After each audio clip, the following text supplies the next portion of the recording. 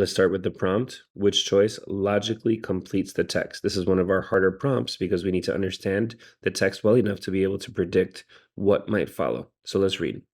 These researchers modeled varying levels of passenger redistribution from short flights to high-speed rail trips. Planes travel faster than trains, but air travel requires 3 hours of lead time for security, baggage handling, and boarding that rail travel doesn't. So short-haul routes take similar amounts of time by air and rail. However, the model suggests that as rail passenger volumes approach current capacity limits, long lead times emerge. Therefore, for rail to remain a viable alternative to short-haul flights, it would make sense if it would follow with something like passenger volumes must remain low.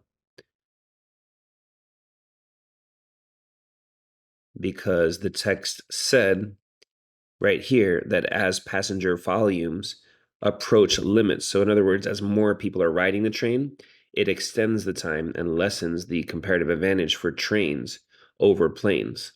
So the volumes for passengers on trains must remain low for rail to remain a viable alternative. So let's look at the answers. A, rail systems should offer fewer long-haul routes and airlines should offer more. That wasn't what we said in our own words, or close to it. B, rail systems may need to schedule additional trains. That makes sense because it would keep passenger volume low for rail. So that's pretty good. C, security, baggage handling, and boarding procedures used by airlines may need to be implemented for rail systems. Well, the text toward the end was focused on rail remaining competitive. So we're not going to be talking about planes. And D, passengers who travel by rail for these routes will need to accept that lead times will be similar to those for air travel.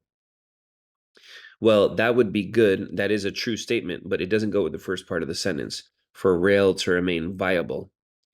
We're looking for something that keeps the times down, which the text said would be as long as volumes stay low. So the answer that worked is B.